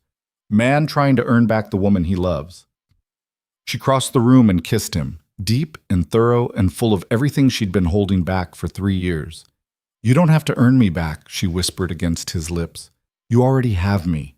You've always had me. The kiss deepened, 3 years of longing and regret and desperate love pouring between them. Dominic's hands framed her face like she was something infinitely precious, and Elena pressed closer, feeling the steady rhythm of his heartbeat against her chest. When they finally broke apart, both breathing hard, Dominic rested his forehead against hers. I meant what I said, he murmured. I'll wait as long as you need. We can take this slowly. Build trust again. I don't want slow, Elena said, her fingers tangling in his shirt. I've had 3 years of slow. 3 years of safe and careful and lonely. I want this. I want you. I want us. Elena, I know it won't be easy. I know there's damage we need to repair, but I also know that I've never stopped being yours. She pulled back to meet his eyes. And those boys in there deserve to grow up with both their parents, together. Dominic's expression was raw with hope and fear. Are you sure? Because if we do this, if we try again, I need you to promise me something. What? That you won't run, no matter what happens, no matter how scared you get. We talk about it. We work through it. But you don't disappear again. His voice cracked. I barely survived losing you once. I won't survive it twice. Elena's hand covered his heart. I promise. No more running. We face everything together. Together, he repeated like he was testing the word, learning to believe in it again. They spent that night talking, really talking, about everything that had happened in the 3 years apart. Dominic told her about the painstaking process of dismantling his empire, the enemies he'd had to neutralize, the legitimate businesses he'd built to replace the criminal ones. He'd sold off properties, severed ties with dangerous allies, systematically erased the infrastructure that had made him one of the most powerful men in the city's underworld. It wasn't just about becoming legal, he said, his hand unconsciously moving to trace patterns on her arm as they sat together on the couch.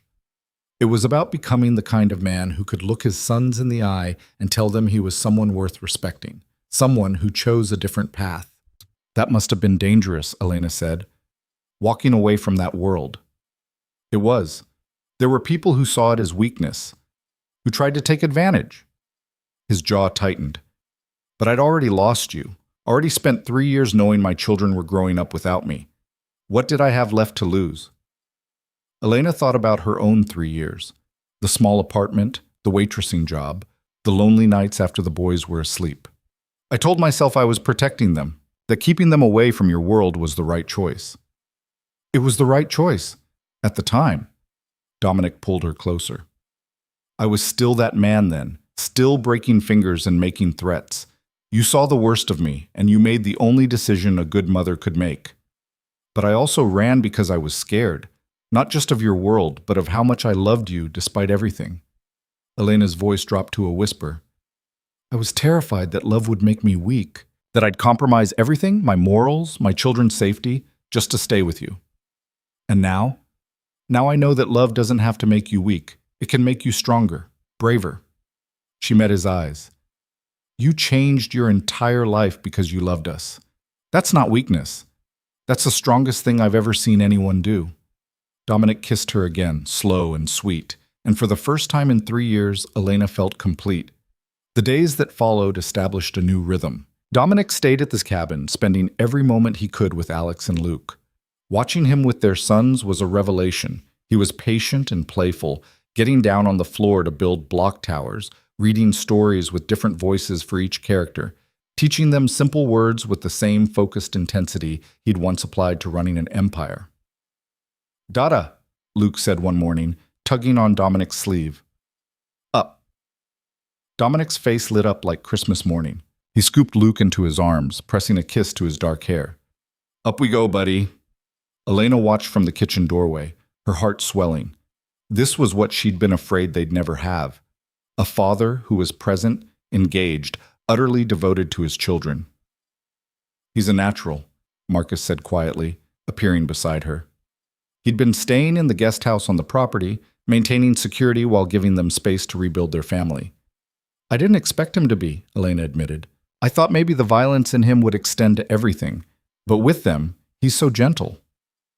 Mr. Russo has always understood the value of what he protects. He's just never had anything worth protecting the way he protects those boys. Marcus paused. The way he protects you. He told me about the immunity deal, about cooperating with the FBI. That was his final card. The one thing he swore he'd never do, turn on the world he'd built. But he did it without hesitation when Victoria Chen threatened you. Elena's throat tightened. I spent 3 years thinking I'd made the right choice leaving, but maybe all I did was make us both miserable. You made the choice you had to make with the information you had, and it led to this. Marcus gestured to where Dominic was now teaching both boys to stack blocks in a specific pattern. To him, becoming someone better. That's not nothing, Mrs. Russo. But the piece they'd found was fragile, and Elena knew it. The first crack appeared a week later, when Elena woke in the middle of the night to find Dominic's side of the bed empty. She found him in the living room, staring out at the dark forest, tension radiating from every line of his body. Can't sleep? She asked softly.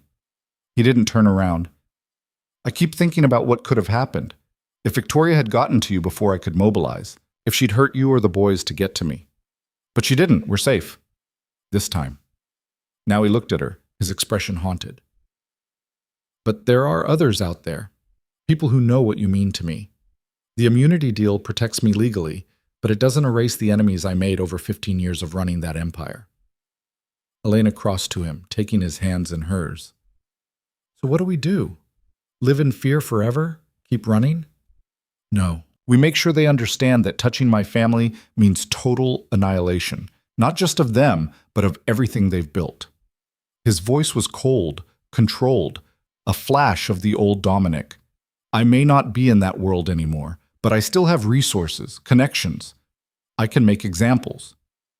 Dominic, I won't let anyone hurt you again. I can't. Elena cupped his face, forcing him to meet her eyes. I know you want to protect us, but you can't become that person again. Not after everything you've sacrificed to leave that behind. Then what do you want me to do? Just hope that no one else comes after you? I want you to trust that we're stronger together than any threat out there. I want you to believe that the life you're building for us is worth more than revenge or intimidation. She pressed her forehead to his. I want you to choose us, not just with your actions, but with your heart. The tension slowly drained from Dominic's shoulders. He wrapped his arms around her, holding her tight, enough that she could feel his heart racing. I'm trying, he said roughly. I'm trying to be better, but the instincts are still there. The need to eliminate threats before they materialize. I know, but you're not alone in this anymore. When those instincts take over, you talk to me. We figure it out together. Elena pulled back to look at him. That's what partners do. Partners, he repeated, a small smile touching his lips. I like the sound of that. They went back to bed, wrapped in each other's arms, and Dominic finally slept. But Elena lay awake, recognizing the truth they were both dancing around.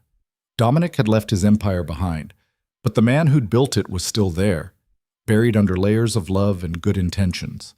And sooner or later, something would test whether the transformation was real or just an illusion they were both desperate to believe.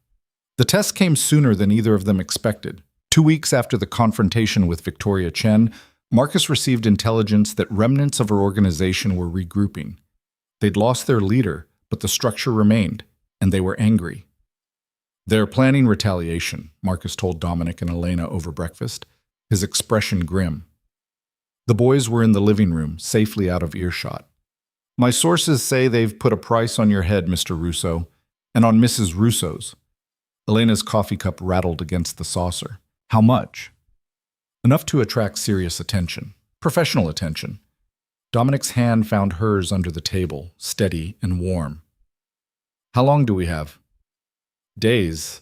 Maybe a week if we're lucky. Marcus met Dominic's eyes. I can mobilize security, lock down this location, but it's only a matter of time before someone with the right skills finds you. Then we don't stay here.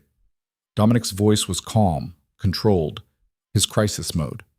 We disappear, completely. New identities, new location, total radio silence. For how long? Elena asked, her voice sharper than she intended. Weeks? Months? Years? How long do we run before we can actually live? As long as it takes to keep you and the boys safe? That's not living, Dominic. That's surviving. And I didn't leave one cage to walk into another. His jaw tightened. What would you have me do? Let them come?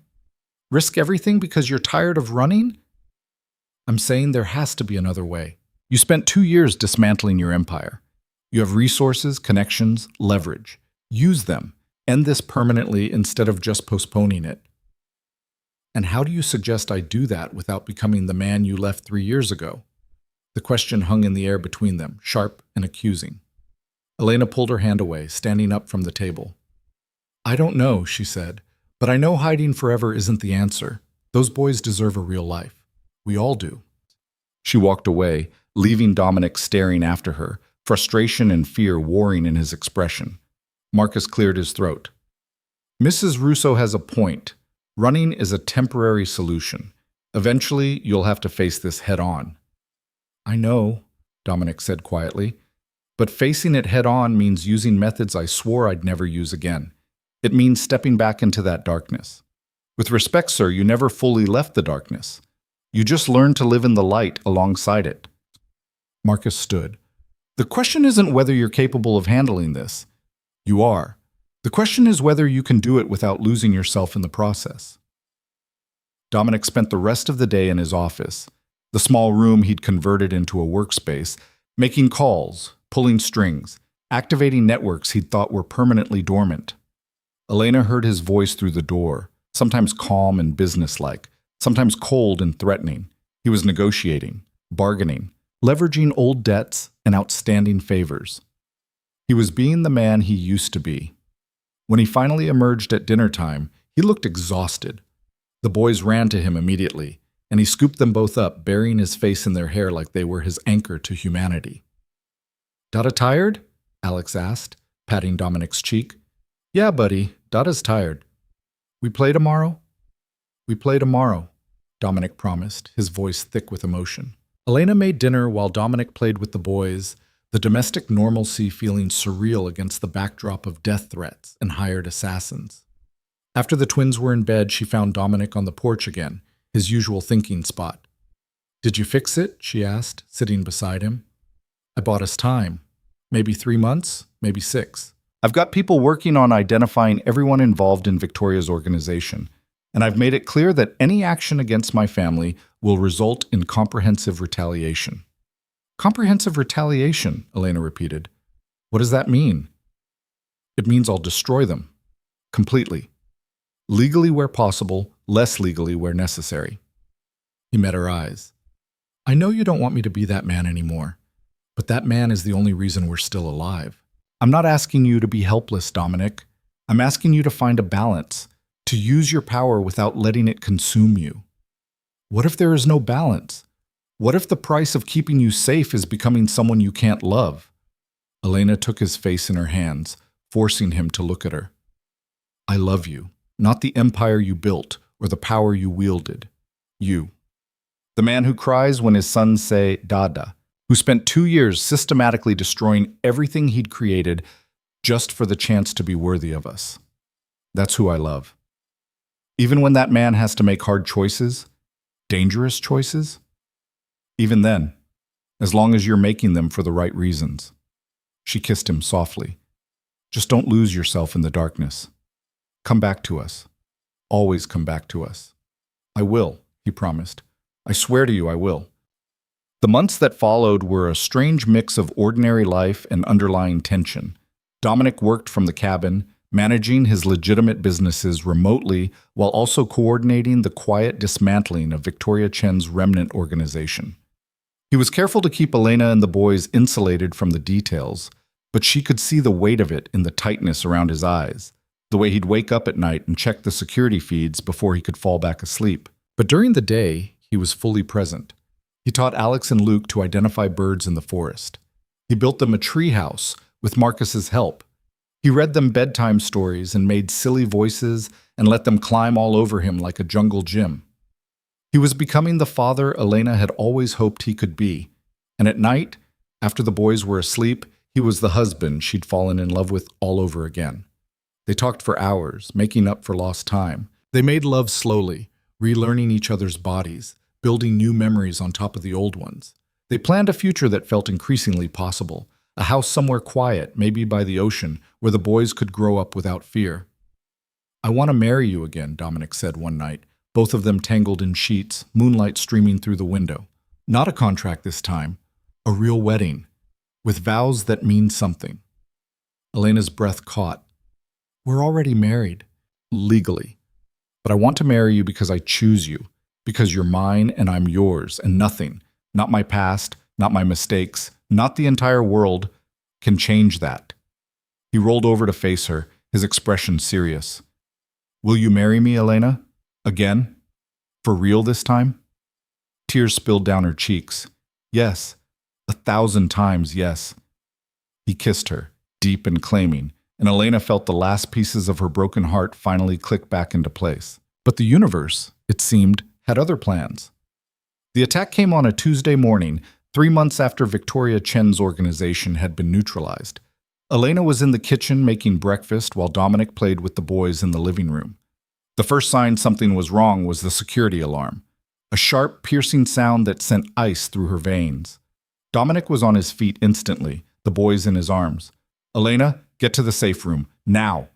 "What's happening?" "Now." The command in his voice left no room for argument. Marcus appeared from the guest house, weapon drawn, his expression grim. 3 vehicles, at least 6 hostiles. They're coming up the access road." Dominic handed the boys to Elena, his eyes fierce. Safe room. Lock the door. Don't open it for anyone but me or Marcus, understand? Dominic, I love you. All of you. Now go. Elena ran, the boys clutching her neck, their frightened whimpers breaking her heart. The safe room was hidden behind a bookshelf in the master bedroom. Dominic's paranoia made manifest. She pulled it open, carried the boys inside, and locked the reinforced door behind them. The room was small but well stocked. Food, water, first aid supplies. A monitor showing feeds from the security cameras. Elena pulled up the feed showing the front of the cabin just as the first shots rang out. She watched in horror as 6 men in tactical gear approached the cabin, weapons raised. Marcus was returning fire from behind the porch railing, his movements precise and controlled. But where was Dominic? The answer came seconds later when Dominic appeared from the side of the cabin, moving with lethal efficiency. He wasn't armed with a gun. Instead, he had something in his hand that Elena couldn't quite make out. He threw it, and one of the tactical team went down, screaming. Another throw. Another man down. Dominic was fighting like someone who'd spent his entire life in violence. And Elena realized with sick certainty that this was who he'd been before her. This was the man who'd built an empire through fear and force. This was the monster she'd run from. But he was using that violence to protect their children, to protect her. The boys were crying now, scared by the sounds of gunfire, even through the safe room's soundproofing. Elena gathered them close, pressing kisses to their heads, whispering reassurances she didn't feel. It's okay, babies. Dada's going to keep us safe. It's okay. On the monitor, the fight was brutal and efficient. Marcus took down 2 more men with precise shots. Dominic disarmed another, using the man's own weapon against him with devastating effectiveness. Then Elena saw what Dominic had been throwing. Small devices that exploded on impact, not enough to kill but enough to incapacitate. Non-lethal weapons. Even now, even in the middle of an attack, Dominic was trying to stay in the light. The fight lasted less than 5 minutes. When it was over, all 6 attackers were down, alive but neutralized. Marcus was bleeding from a shoulder wound, but he was standing, and Dominic was running toward the cabin, toward the safe room, his face a mask of desperate fear. Elena heard him outside the door. Elena, open up. It's me. She unlocked the door with shaking hands, and Dominic burst in, dropping to his knees in front of her and the boys. Are you hurt? Did anyone get inside? Are you... We're fine, Elena said, tears streaming down her face. We're okay. Dominic pulled them all into his arms, his whole body shaking. I'm sorry. I'm so sorry. I thought we had more time. I thought... You saved us, Elena interrupted, her hands cupping his face. You kept us safe. Dada's scared, Luke whimpered, and Dominic's expression crumbled. I know, buddy. I'm sorry. It's over now. No one's going to hurt you, I promise. Marcus appeared in the doorway, still bleeding. Local authorities are en route. I called it in as a home invasion. The men are alive but unconscious. We have maybe 10 minutes to get the story straight. Dominic stood, still holding Alex, while Elena clutched Luke. Tell them the truth. Armed men attacked my home. We defended ourselves. The weapons I used are all legally registered. And the bodies of Victoria Chen's organization are a problem for tomorrow. Right now we make sure my family is safe, and this gets handled legally. The next hours were chaos. Police, paramedics, crime scene investigators. Dominic gave his statement with the calm authority of someone who'd dealt with law enforcement before, which Elena realized he had, just usually on the other side. The boys were examined by paramedics and declared physically unharmed, though traumatized. Elena held them close, her mind spinning, trying to process what had just happened. They'd been attacked, in their home, their sanctuary.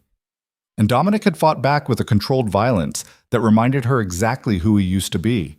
After the authorities finally left, after the cabin was declared a crime scene and they'd been relocated to a hotel under police protection, Elena put the boys to bed and found Dominic on the balcony.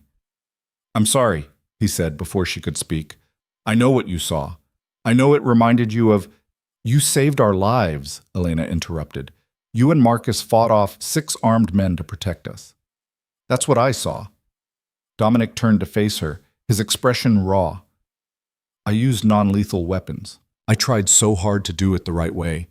But in that moment, when I knew they were coming for you and the boys, I would have killed them, all of them, without hesitation, without regret. I know. Does that scare you?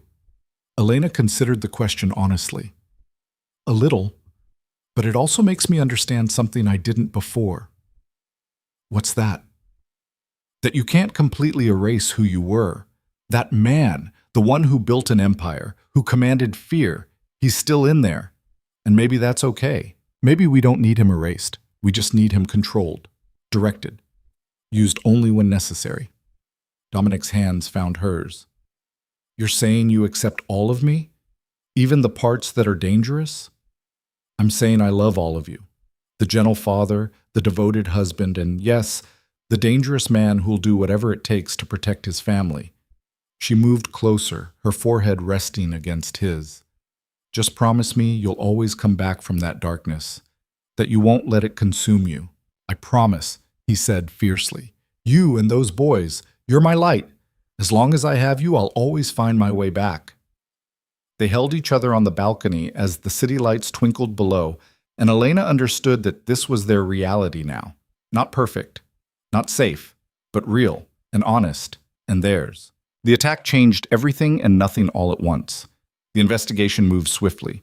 The 6 men who'd assaulted the cabin were identified as mercenaries with ties to what remained of Victoria Chen's network, a final, desperate attempt at revenge that had backfired spectacularly. With Dominic's cooperation and the physical evidence from the scene, the authorities dismantled the last remnants of the organization within 2 weeks. But the real change wasn't external. It was in the way Elena looked at Dominic now, with full understanding of who he was and who he'd been, accepting both without flinching. It was in the way Dominic carried himself around the boys, no longer trying to hide his protective instincts, but channeling them into something constructive. And it was in the decision they made together, 3 days after the attack, sitting in the hotel room while the boys napped. We can't keep living like this, Elena said, her hand in Dominic's. Always waiting for the next threat, always looking over our shoulders. I know, I've been thinking the same thing. So what do we do? Dominic was quiet for a long moment, his thumb tracing circles on her palm. We finish what I started, completely. I still have one connection left to my old life. One person who knows where all the bodies are buried, who has leverage on everyone who might ever come after us. Who? Me. He met her eyes. I've been gathering evidence for 2 years. Everything I know about every major player in that world. I was saving it as insurance, but maybe it's time to use it differently. How? By giving it all to the FBI. Not just Victoria Chen's people, but everyone. Every criminal organization I ever worked with. Every corrupt official I ever paid off. Every dirty deal I ever witnessed. His voice was steady, determined. I burn it all down. Leave nothing standing that could ever threaten you or the boys. Elena's breath caught. That's dangerous. Those people, they'll want you dead for betraying them. They already want me dead.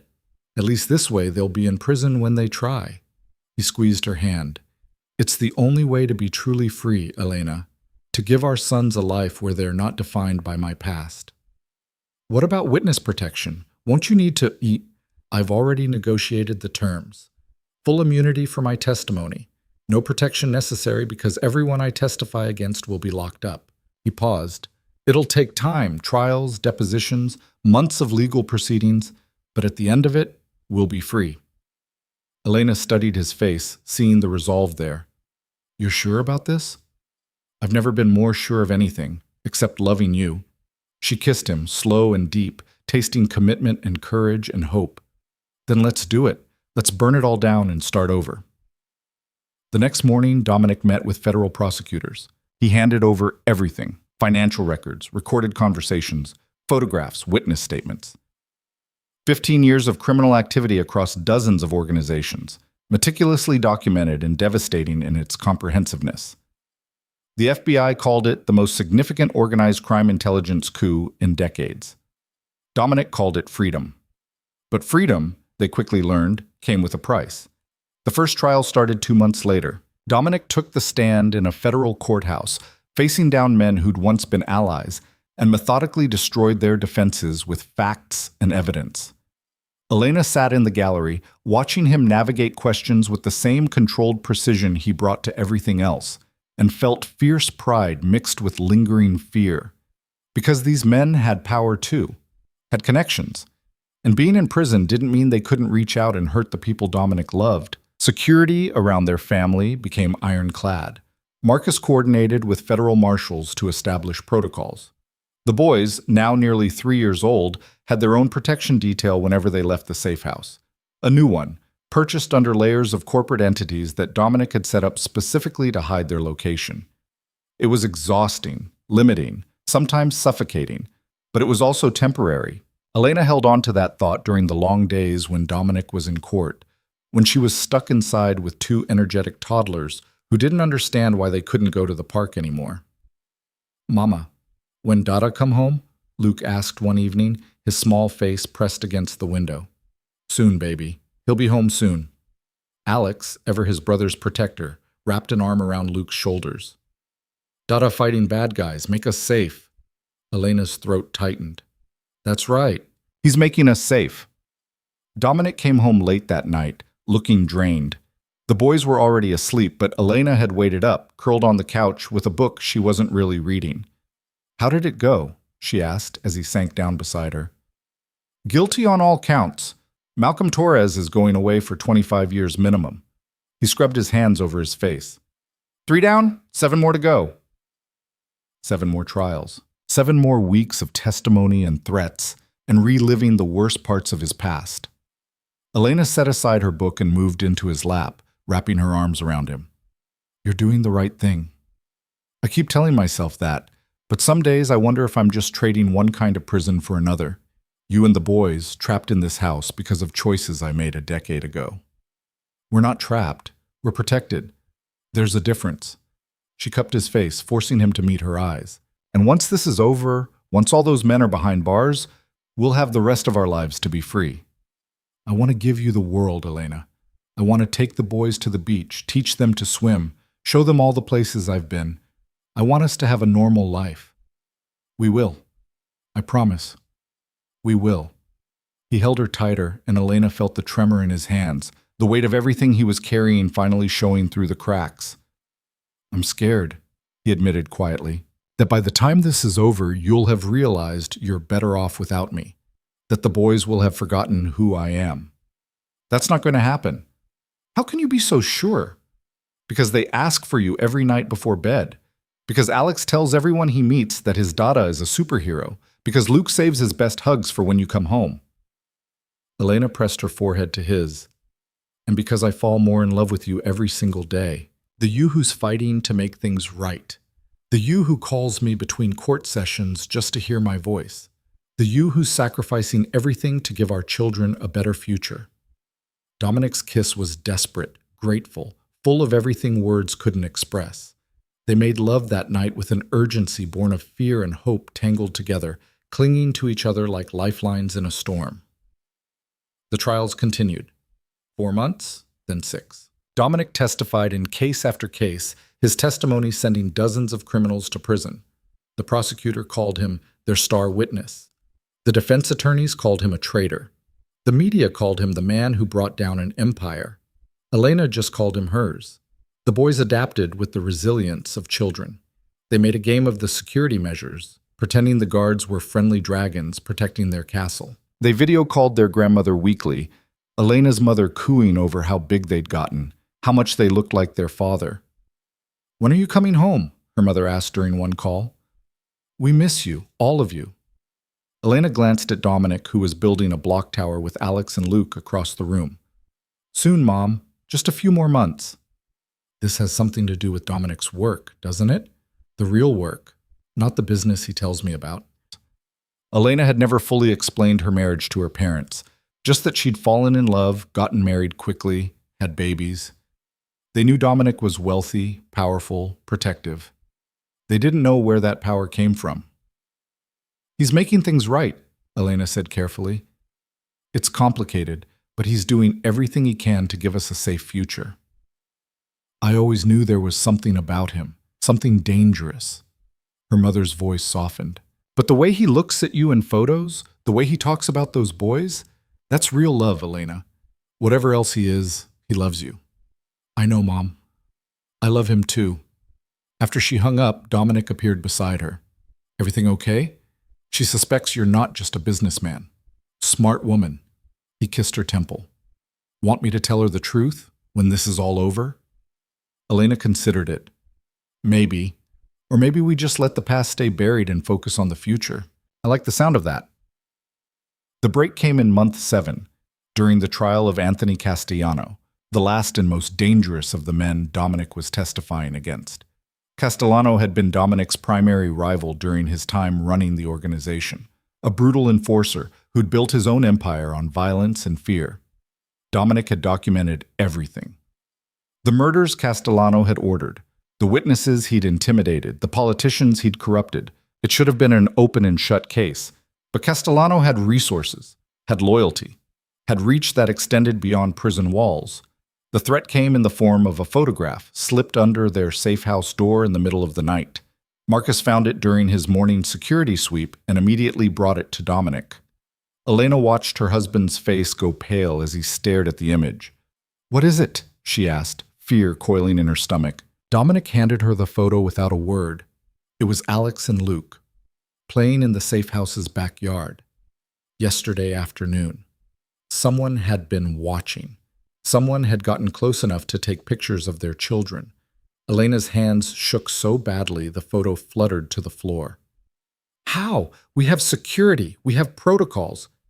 "It doesn't matter how." Dominic's voice was ice cold, controlled fury barely contained. "What matters is they got this close to our sons. And if they can take a picture, they can do worse." Marcus was already on his phone, mobilizing additional security, running trace analysis on the photo. But Elena could see the calculation in Dominic's eyes, the shift from civilized man to something far more dangerous. "Don't," she said sharply. "Whatever you're thinking, don't do it." "They threatened our children, Elena. And you're going to testify against Castellano in 3 days. You're going to put him away for life using the legal system, like we agreed." She gripped his arm. "You're not going to throw everything away by doing something stupid. What if the legal system isn't enough? What if he finds a way to reach them even from prison? Then we deal with it together, legally, the right way." Elena's voice shook but held firm. "I know you want to protect us. I know every instinct you have is screaming at you to eliminate the threat. But you've come so far, sacrificed so much. Don't let him drag you back into that darkness." Dominic pulled her close, his arms tight around her. "I can't lose you. I can't lose them." "You won't, because we're going to be smart about this. We're going to trust the system we've been building for 7 months." She pulled back to meet his eyes. "And we're going to win." The next 72 hours were the longest of Elena's life. Security tripled. The boys weren't allowed outside. Federal marshals swept the property hourly. And Dominic prepared for the testimony that would either end Castellano's power forever or make him an even more dangerous enemy. The morning of the trial, Elena helped Dominic with his tie, her hands steadier than she felt. "You look handsome," she said, adjusting his collar. "I look tired." "You look like a man who's about to save his family." She kissed him softly. "I'm proud of you. Whatever happens today, I want you to know that." "I love you," Dominic said fiercely. "You and those boys, you're everything. If something happens to me, nothing's going to happen to you. But if it does, you take the boys and you run. There's money set aside, new identities prepared. Marcus knows where everything is. Dominic, promise me, Elena. Promise me you'll protect them, no matter what." She saw the fear in his eyes, the desperate love. "I promise, but you're coming home to us. You're going to testify, put that monster away, and come home. We're going to have that life we've been planning. Understand?" He nodded, not trusting himself to speak, and kissed her like it might be the last time. It wasn't. Dominic's testimony was devastating. He spoke for 6 hours, detailing every crime Castellano had committed, every life he'd destroyed. The evidence was irrefutable. The jury's faces showed horror and disgust. When the guilty verdict came back 3 days later, Castellano's expression was murderous. But he was led away in chains, his power broken, his organization dismantled, and Dominic came home to his family. Elena met him at the door, the boys in her arms, tears streaming down her face. It's over? Really over? It's over, Dominic confirmed, his own eyes bright. Castellano got life without parole. The others are serving decades, and the FBI confirmed that without their leadership, the remnant organizations have dissolved. So we're free? We're free. Elena set down the boys, who immediately launched themselves at their father. Dominic caught them both, holding them tight, his face buried in their hair. We did it, he said, his voice muffled. We're safe now. All of us. That night, after the boys were asleep and the celebration had quieted, Dominic and Elena stood on their balcony looking out at the stars. What now? Elena asked. What do we do with our freedom? We live, Dominic said simply. We find a house by the ocean like you wanted. We raise our sons to be good men. We grow old together. He turned to face her, pulling a small box from his pocket. And we do this properly. Elena's breath caught as he opened the box to reveal a ring. Not the simple band she'd worn during their contract marriage, but something beautiful and meaningful. A sapphire surrounded by diamonds, the deep blue matching her eyes. I asked you to marry me once before, Dominic said, dropping to one knee despite the fact that they were already married, despite everything. But that was when I was still becoming the man I wanted to be. Now I'm asking again. Marry me, Elena. Not because of a contract or obligation or fear. Marry me because I love you more than I thought it was possible to love anyone. Because you saved me from myself. Because you gave me a family I don't deserve but will spend the rest of my life earning. Elena was crying, her hands covering her mouth. We're already married, you idiot. Then marry me again, in front of our families, in front of the boys, in front of everyone who matters, so they know you're mine and I'm yours, and nothing will ever change that. Yes, Elena sobbed, pulling him to his feet. Yes, 1,000 times, yes. He slid the ring onto her finger, and it fit perfectly, just like they did, despite all the broken edges and hard-won healing.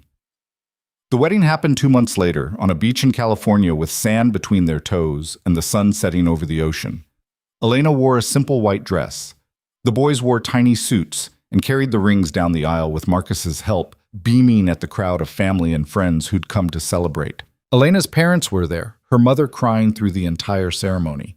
Dominic's uncle attended too, the man who'd raised him, looking older now but proud of the transformation his nephew had made. When it came time for the vows, Dominic took Elena's hands and spoke from the heart. The first time we married, I was buying your compliance. Today, I'm choosing your love. You've given me everything, a family, a purpose, a reason to be better than I ever thought I could be. I promise to protect you, to honor you, to wake up every day and choose you again. I promise to be the father our sons deserve and the partner you've always needed. I promise to live in the light you've shown me, and if I ever slip into darkness, to trust you to guide me back. I love you, Elena, today, tomorrow, forever. Elena's own vows were simpler but no less powerful. I choose you, Dominic, not because I have to, but because there's no one else I'd rather build a life with. You've shown me that people can change, that love can heal the deepest wounds, that family is something you create, not something you're born into. I promise to stand beside you through everything, to be your partner, your love, your home. I choose you. Always. When the officiant pronounced them married, again, the kiss was met with cheers and applause. The boys ran up to hug their parents' legs, and Dominic scooped them both up, pulling Elena close with his free arm, creating a family portrait of joy and hope and hard-won happiness. The reception lasted until the stars came out. They danced on the beach, ate cake with the boys, laughed with friends who'd supported them through the darkest times. And late that night, after the guests had gone and the boys were asleep in their hotel room under Marcus's watchful eye, Dominic and Elena walked along the shoreline hand in hand. I bought a house, Dominic said suddenly. What? A house. Here, actually, on this beach. He pointed to a structure in the distance, warm lights glowing in the windows. 4 bedrooms, big kitchen, yard for the boys to play in. Close enough to the city for work, but far enough for privacy. Elena stopped walking, staring at him. When did you do this? Last month. I wanted it to be a surprise. He tugged her toward the house. Want to see it? They walked up the beach together, and Dominic unlocked the door to reveal a beautiful beach house with hardwood floors and big windows and a stone fireplace. It was warm and welcoming and absolutely perfect. "This is ours," Elena breathed. "This is ours. Our home, where we'll raise the boys, where we'll grow old, where we'll build all those memories we've been dreaming about." He pulled her close. "Welcome home, Mrs. Russo." Elena laughed through her tears. "I love it. I love you. I love all of this." They christened their new home that night, making love in the master bedroom with ocean sounds drifting through the open windows, and Elena felt more complete than she ever had before. The years that followed were everything they'd fought for. Dominic's legitimate businesses thrived, providing more than enough income for their family. He started a foundation that helped at-risk youth find alternatives to crime, paying forward the second chance Elena had given him. The boys grew from toddlers to children, energetic and bright, and blissfully unaware of the darkness that had preceded their peaceful childhood. They learned to swim in the ocean. They built sand castles and collected shells and asked 1,000 questions about everything. Alex remained the bold one, always pushing boundaries, always leading his quieter brother into adventures. Luke was thoughtful and artistic, drawing pictures of his family that Dominic proudly displayed in his office. Elena went back to school, finally finishing her literature degree. She started teaching part-time at a local community college, sharing her love of stories with students who reminded her of her younger self, struggling, uncertain, but full of potential. And through it all, she and Dominic built a partnership that went deeper than romance. They were partners in parenting, in business, in life. They had arguments and makeups, challenges and triumphs, ordinary days and extraordinary moments. 5 years after the wedding on the beach, Elena discovered she was pregnant again. "Another one?" Dominic said, his hand on her still flat stomach, wonder in his voice. "Are you upset?" "Are you kidding? I'm thrilled, terrified but thrilled." He kissed her. "Girl or boy, what do you think?" "Girl, definitely a girl. To even out the testosterone in this house." He laughed. "A daughter, I don't know if I'm ready for that." "You've got 9 months to get ready." Their daughter, Sophia, was born on a sunny morning in May. She had Elena's eyes and Dominic's determination, and from the moment she entered the world, she had her father wrapped around her tiny finger. Watching Dominic with Sophia, the gentle way he held her, the songs he sang, the fierce protectiveness in his eyes, Elena understood that he'd finally become the man he was always meant to be. Not defined by his past, but shaped by it, using his strength to protect instead of harm, his power to build instead of destroy. The boys adored their baby sister, constantly wanting to help, to hold her, to show her their favorite things. The house was full of noise and laughter and love, and Elena couldn't imagine wanting anything else. On Sophia's first birthday, Elena's parents came to visit. Her mother pulled her aside while Dominic was chasing the boys around the backyard, Sophia giggling in her grandfather's arms. "I need to tell you something," her mother said. "What's wrong?" "Nothing's wrong.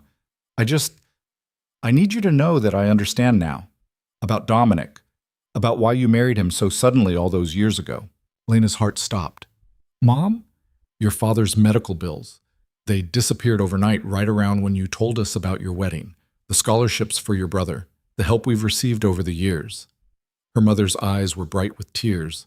"Dominic paid for all of it, didn't he? That was the deal. There was no point in lying." "Yes. You married him to save us." "I married him for a lot of reasons. But yes, initially, that was part of it." Her mother pulled her into a hug. "Thank you for sacrificing your freedom for our family, and thank you for finding love anyway, despite everything." "I didn't sacrifice my freedom, Mom. I found it."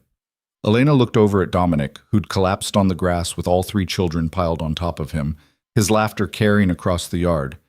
"He gave me everything I never knew I needed." That night, after the party ended and the children were in bed and Elena's parents had left, Elena and Dominic sat on their porch swing watching the ocean. "Your mother knows," Dominic said quietly. "She figured it out. Are you upset?" "No, I'm glad, actually. No more secrets, no more hiding." He pulled her closer. "Just us. Our family, our life." "Do you ever regret it?" Elena asked. "Leaving that world behind, all that power?"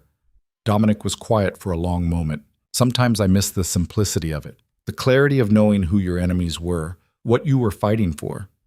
But then I look at what I have now, you, the kids, this life we've built, and I realize I traded power for something infinitely better. What's that? Peace, purpose, love that doesn't come with conditions or contracts. He kissed her temple. You saved me, Elena, from myself, from a life that would have destroyed me eventually, and I will spend every day for the rest of my life being grateful for that. Elena thought about the scared girl who'd signed a contract 7 years ago, agreeing to marry a stranger to save her family. She thought about the man who'd been so much more than the monster she'd expected. She thought about all the choices they'd made, the bridges they'd burned, the future they'd built from ashes. We saved each other, she said finally. You gave me a family. I gave you a reason to become someone better. That's not one person saving another. That's two people choosing each other every single day. I like that version better, Dominic admitted. They sat in comfortable silence, the sound of waves providing a peaceful soundtrack. Inside the house, Marcus was reading to the boys before bed, a role he'd taken on as honorary uncle. Sophia was already asleep, dreaming whatever babies dreamed about. This was their life now. Not perfect, not without challenges, but real and honest and built on a foundation of love that had survived everything thrown at it. Years later, when Alex and Luke were teenagers and Sophia was learning to navigate middle school, Elena would look back on those early days with a mixture of disbelief and gratitude. She'd tell her children the story, not all of it, but enough, about how their parents had met under impossible circumstances and found love anyway. She'd tell them that sometimes the bravest thing you can do is choose to believe in someone, even when everyone else says you shouldn't. That people can change if they want it badly enough. That family is something you build, not something you're born into. And she'd tell them that every choice, every sacrifice, every moment of fear and doubt had been worth it. Because it led to this. To them. To this family. To this beautiful, complicated, perfectly imperfect life. Dominic would add his own lessons. About the importance of redemption. About using your power to protect instead of harm. About the courage it takes to walk away from everything you've known to become someone better. But mostly, they'd tell their children this, that love, real love, isn't about finding someone perfect. It's about finding someone worth fighting for, worth changing for, worth building a life with despite all the reasons you probably shouldn't. And as Elena sat on that porch swing beside her husband, watching the sun set over the ocean, she knew with absolute certainty that she'd made the right choice 7 years ago when she'd walked into that penthouse and signed her name. She'd thought she was signing away her freedom. Instead, she'd signed up for the greatest adventure of her life, and she wouldn't change a single moment of it,